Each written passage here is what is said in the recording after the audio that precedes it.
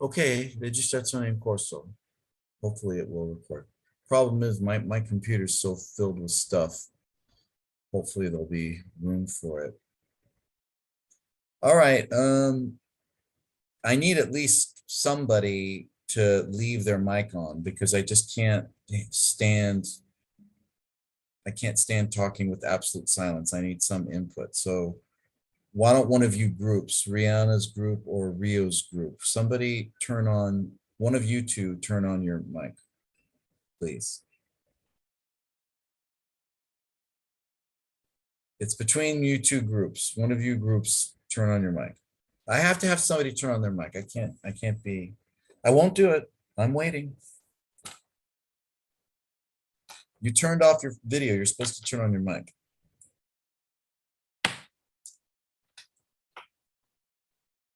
They turned off their mic. I guess they're, oh, okay, thank you. Now I feel like there's humans with me. Yeah, I've got to have some vote. Okay, so first of all, are there any questions about anything? Can we go through the timeline for the exam? What about the timeline? Can we like go through it? Like, can you go Can we through go the? through it? Yeah, well, sure. Let's go through it. Who wants to start?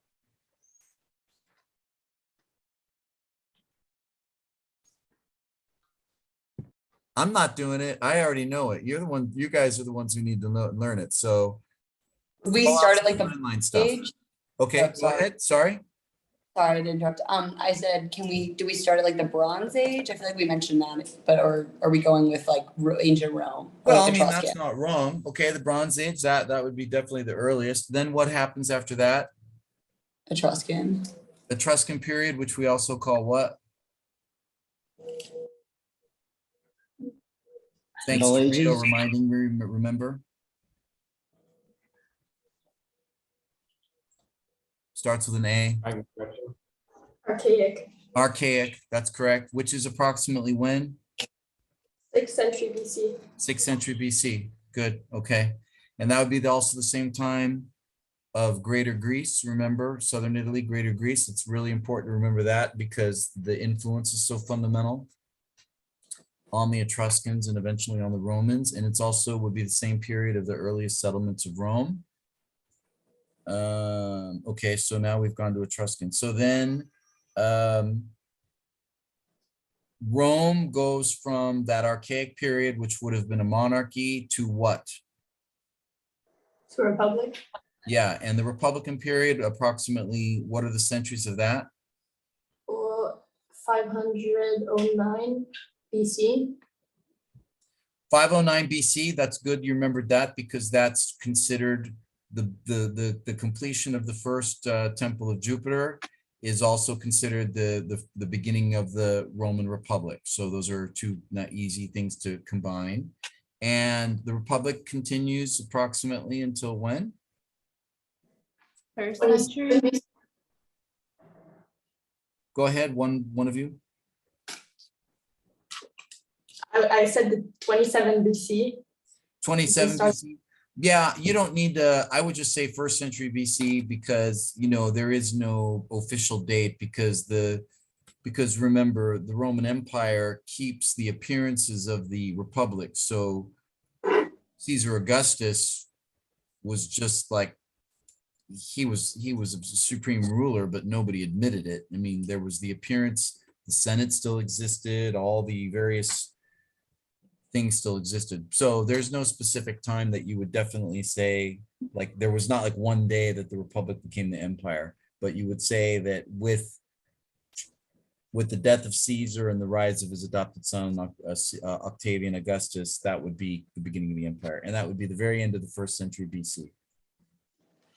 So approximately 500 years of republic, meaning an oligarchy, right? Okay, from the Roman Empire, what is the period, for example, of Marcus Aurelius? Pax Romana. Well, no, what's Pax Romana is the philosophy of Roman power ensuring peace and order. That's a good term to remember, but when is approximately, for example, does Marcus Aurelius rule? Because we talked about him and we saw his beautiful equestrian statue. Anybody? It's the 2nd century. It's the height of the empire. Remember, the 2nd century AD is the height of the Roman Empire. So remember, we also saw the column of who? Trajan. Trajan's column. Trajan's column. That's the height of the empire. Okay. Okay, just moving along. Late empire, the most significant emperor we've talked about, and why and when?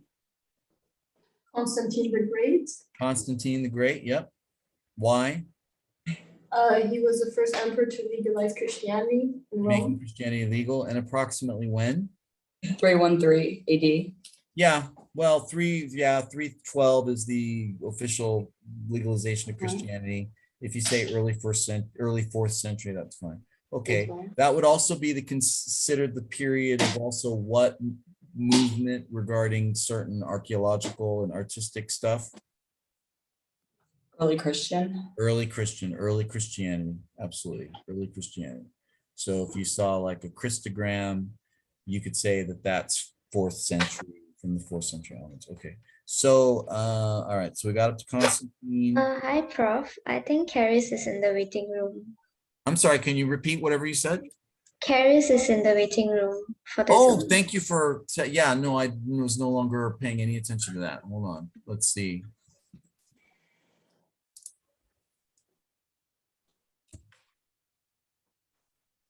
Huh, oh, sorry, there she is, okay. Okay, good. All right.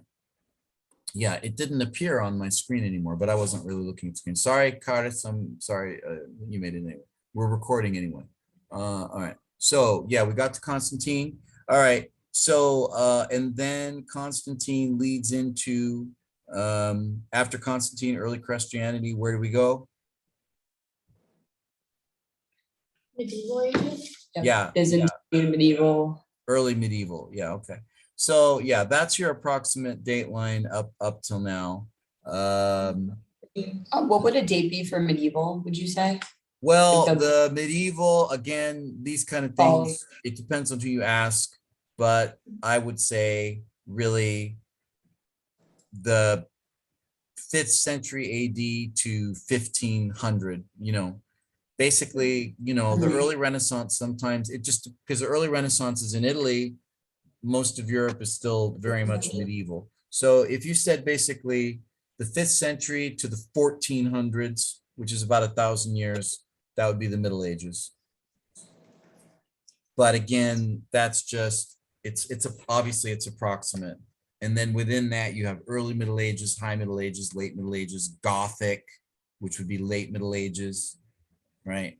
But those are details that you pick up through repetition. All right. Okay, so that's the basic outline or basic timeline. And then also remember within that timeline, keep in mind works of art. Okay.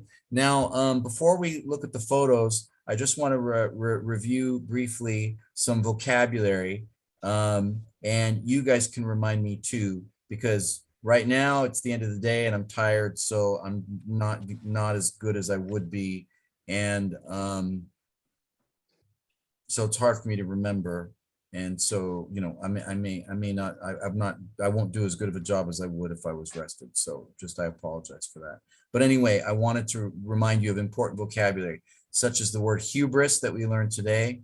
Anybody want to tell us what hubris might mean? Pride.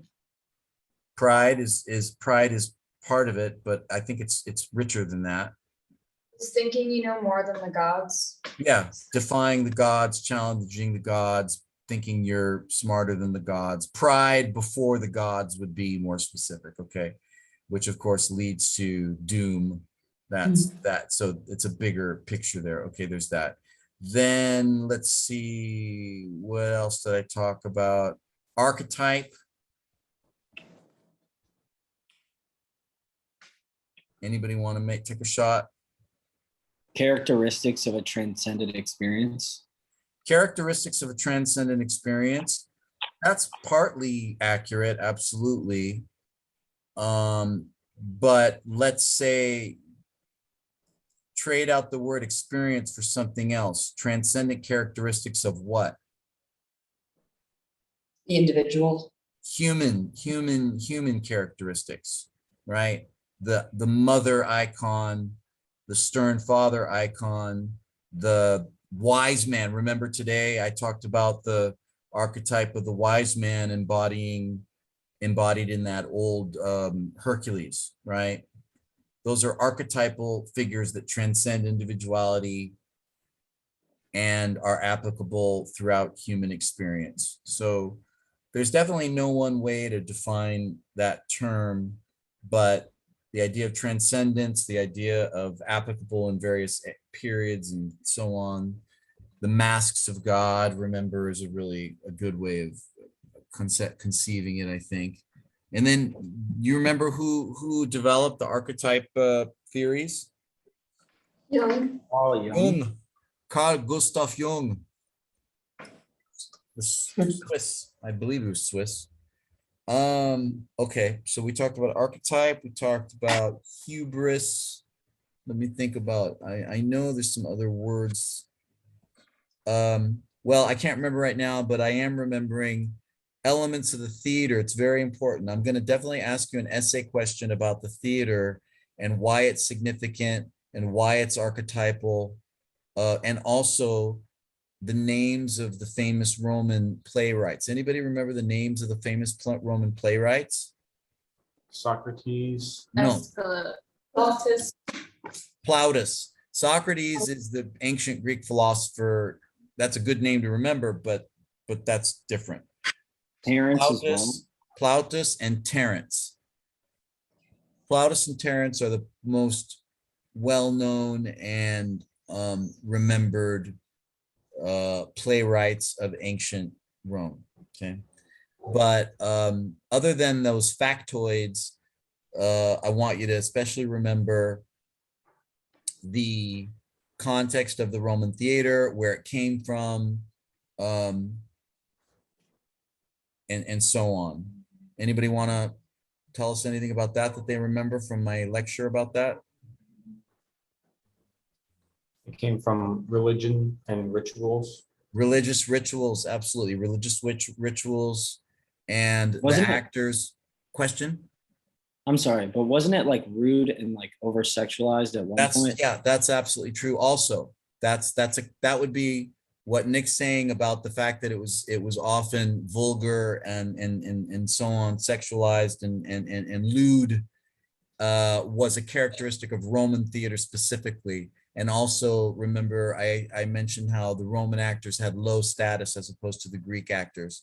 So it's kind of like a good parallel would be how the gladiators in earlier eras, there had been human sacrifice, which was a highly ritualized rite, and it had descended into simply an entertaining battle.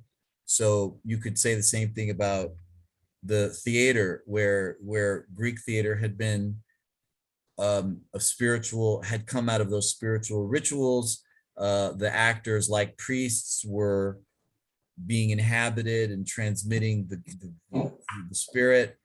They had significant status, and then by Rome, it had become much more popular and lewd and so on. But another defining characteristic of the Roman theater, and this is picked up by Shakespeare, is which is very positive and life affirming. Can anyone tell me? Types. Sorry? Types, I think it was the word. Pipes? Or, yeah. Types. Types. Tights? Like wearing tights? No, Type. types. Oh, types, the types. There's character types. Yeah, that's a good thing to remember. Yeah. For example, the clever slave, the girl, the low-class girl that the boy wants to marry, the obstacles. There are character types. Yes, that's true. And then how does it all end? Was it something to do with like the continuation of life, like the relationship Right, between the like a man and a continuation of woman? life. And how does that manifest itself? Fertility rituals. Well, in the past, and how does that manifest itself in Marriage. Huh? Boy gets girl. Maybe. Well, yeah, boy gets girl, they kiss, and we Happily know ever that they're gonna make babies. Yes. So that's the fertility ritual. The fact that the closure of the closure, the resolution is unity, and the unity is how else? I don't know how pro-life or life affirming through the unity of the male and the female, which implies procreation and continuation. And I just, I always underline that because I think it's very interesting because it's so clearly an archetypal concept that we see in our own media. Of course, because our media, any culture's media reflects essential truths, right? So they're always there, and that's why they're archetypes, because they're perennial. They transcend a specific historical moment and have a further, a deeper truth. Okay, so there's that. What's the name of the most famous theater we saw? Marcellus. Theater of Marseille. Okay. All right. Well, I'm sure there'll be other things I'll bring up on the exam, but because if we go into this much detail, we'll never finish, and we're already halfway through the 40-minute time limit. So let's move on, if there are no questions, to the visuals. You ready? Now, here we are. Just one moment.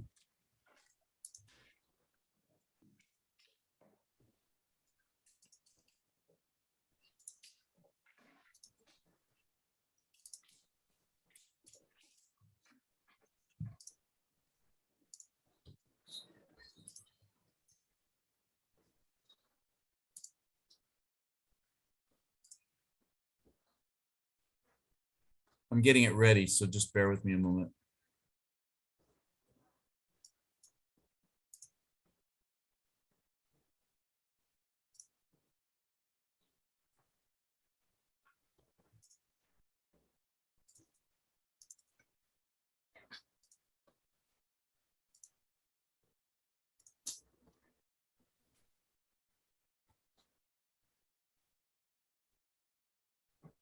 Okay, can you guys see that?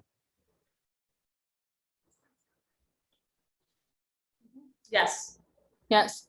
Let me see if I can make it. There we are. Okay, that's better, right? Okay, so this image right here would be worthy of a short answer, because there's a lot of stuff you can talk about, which I would like to see you be able to do. So can anybody, what are some things that you remember about this that you can already tell me regarding significance? And you have, you've got the vocabulary regarding the outer section, the vocabulary regarding what is the intersection, you have the actual elements, you have the symbols, you have a lot of stuff that there is. You have those two guys. What do they represent? The figures with the wings, what do they represent? This stuff, what does it represent? Who is this? Who is this? What are these? And then the dates. You've got two different dates, the upper part and then the lower register is a bit later, remember? So you're getting all that, what I just said? Okay. Yes. So does anybody want to tell us anything about it?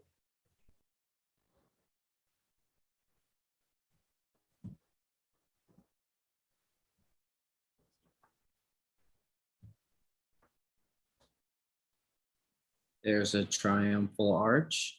Yep, this is called a triumphal arch. That's right. The external part is a triumphal arch. What about those winged figures? Who are they?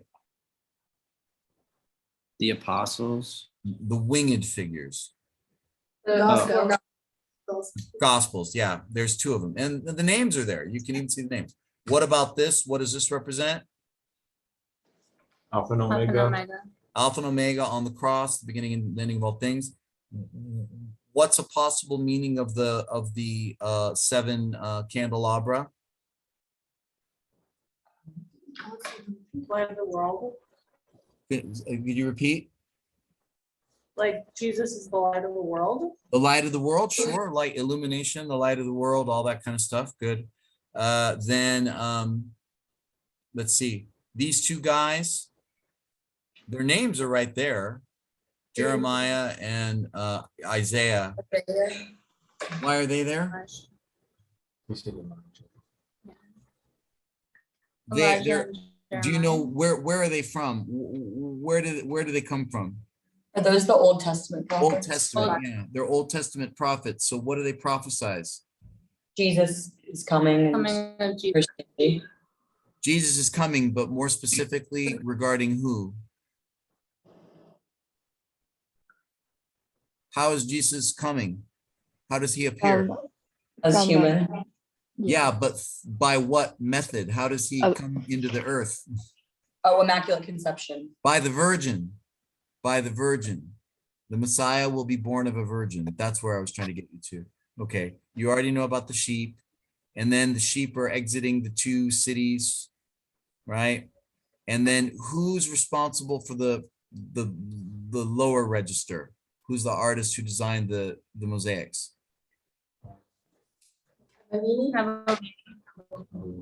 Huh? Cavallini. Cavallini, the same guy that for the Last Judgment. That's right. Cavallini did the lower register. And what are the approximate dates of these two things? I know for Cavallini it's 12th century AD.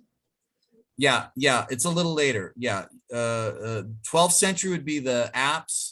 13th century would be the era of Cavallini, and by 13th century we mean the late 1200s, like 1290, something like that. Okay, so 1200s, 1300s. Okay, that's enough. What's this? Temple of Jupiter. Yeah, the Temple of Jupiter, the classical one, or what? The Etruscan one. Yeah, the Etruscan one. So remember, what is all that made of? What are the materials that's made out of?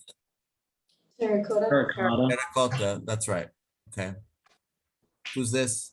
This is actually, the picture here is the one that's inside the museum. We saw the copy, but Marcus Aurelius. Marcus Aurelius. And do you remember why it survived? I'm pretty sure I told you, didn't I? They thought it was, right? They thought it was what? Maybe I didn't tell you. It was believed to be Constantine. That's why it survived. But I can't remember if I told you that. Yeah. Who's this? Saint Agnes. Saint Agnes. Yeah. So what period is this approximately?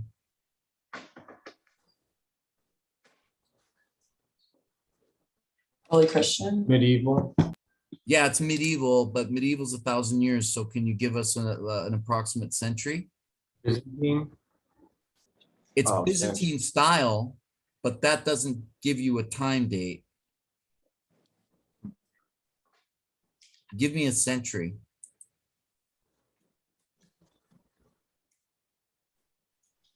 Eighth. Yeah, Century. yeah, 8th, maybe earlier. It could be earlier, 7th century, 7th, 8th century. Yeah. Yeah, so that is the Byzantine style. She's dressed like a princess, okay? What's that? Apollo Scazzatto. Yeah. Apollo and Veo. Apollo of Veo, yeah. So what style is it? Etruscan, archaic. Yeah, archaic Etruscan, right. And it's made of terracotta, and it's the archaic smile. And then what happened when they come in contact with the Greeks? Sounds more classical, Hellenistic. Right. And so who's this? Apollo Scazzatto. The Apollo of Scazzatto, yeah. Again, it's always clay. It's always terracotta. What period, what century is this approximately? 4th century Yeah. BC. 4th century. So this is centuries later. So this is now when the Etruscan world is going to get absorbed by the Romans. You could almost say that they converge because you see a very Right. similar style and all that, okay? What about this? We saw it today.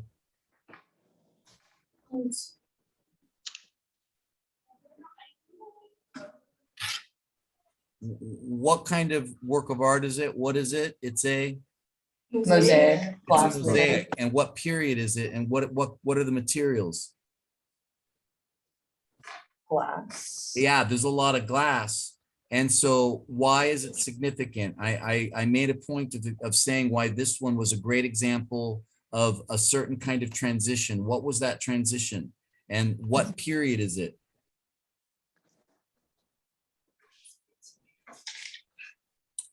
What was it like the transition to become more urbanized? Are we- No, that wouldn't really be it. No. I talked about, well, first of all, it's easier when you understand the date. What was does anyone remember the date of this? Because we saw it. We talked about it. Was it late 2nd century AD? Yeah, it was late Roman, so it was like 2nd or 3rd century, or I think, no, it was more like 3rd, 4th century. It was late Roman. So like Constantinian, it was late Roman. And why was that significant? What did I say about that? Remember, I like physically gestured. I talked about mosaics like this, look at me, and then they start going like this. It's going up the walls. They went up onto the walls, and then the glass materials become the dominant material for what? Oh, for like the Gothic and medieval. Not stained glass work. Gothic, forget Gothic, that's not anywhere Yes. near, but Medieval, early Christian. yeah, the Christian mosaics. So this is a transition to the Christian mosaics because the materials are the glass of the Christian and it's late empire, okay? Who are these? It's sarcophagus of a It married is couple. sarcophagus of the, Spouses. somebody? Spouses. Yeah, the spouses, yeah, okay. What's that?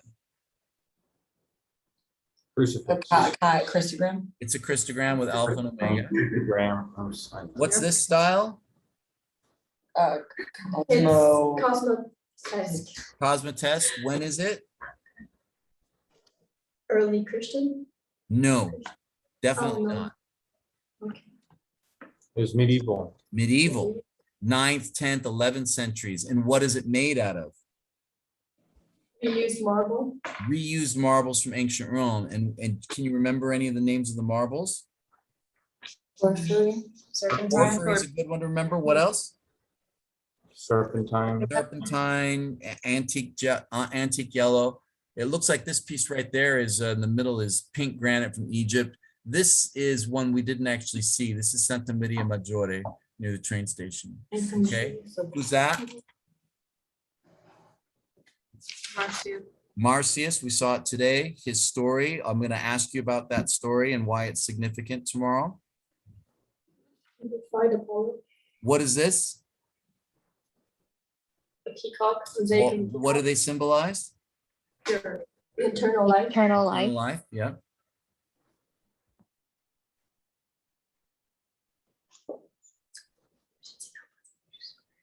It's actually, we already saw it, but what is it and where is it?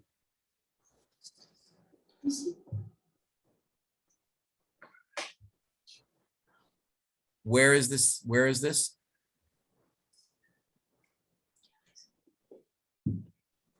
Oh, wait, no, I'm making a mistake.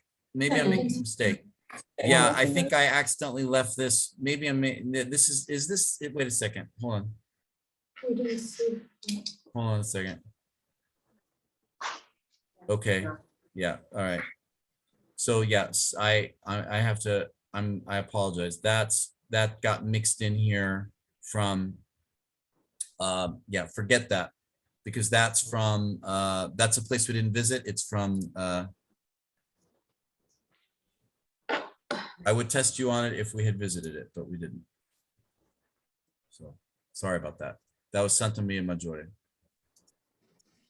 All right. So this, I'm gonna ask you a medium-sized question about this. I want you to talk about its relevance, its significance, the psychology of it, and hold on, there's another picture of it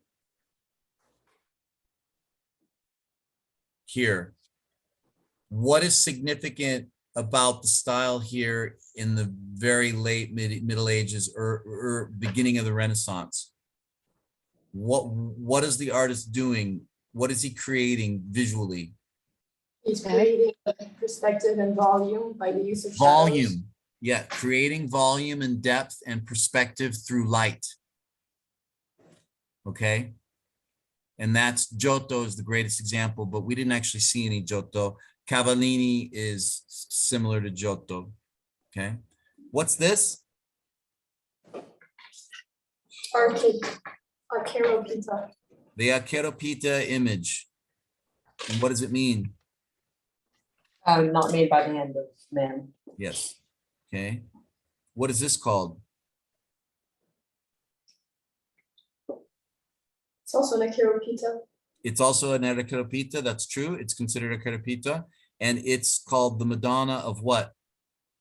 Mercy. The Madonna of Mercy. And this is, again, 7th century. And in fact, you can see there's a similarity with that, with the Agnes. You have a Byzantine style princess.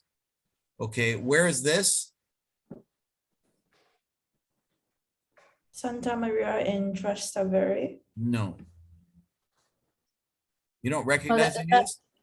Michelangelo's Plaza. Yeah, where is it? Capitoline Hill. It's the Capitoline Hill. Yeah. What is that? Ionic columns. An ionic column? What's that? Corinthian column. Corinthian column.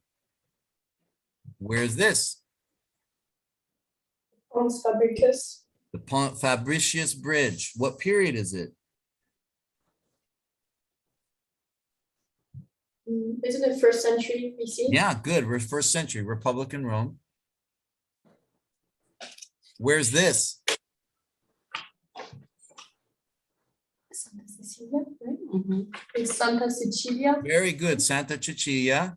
The one thing I forgot to mention, which I wish I had, is you see this figure with the square halo? Yeah. Square halo means the person's alive. Okay. And remember Okay. all of the verdant stuff for paradise. All right, where's this? The cloister. The cloister, which is where? Santa Maria. No, San Giovanni. San Giovanni in Lateran. San Giovanni in Lateran. And what is its significance? What can it symbolize? Paradise. Paradise. Paradise. The paradise enclosed garden. What about this? Where's this?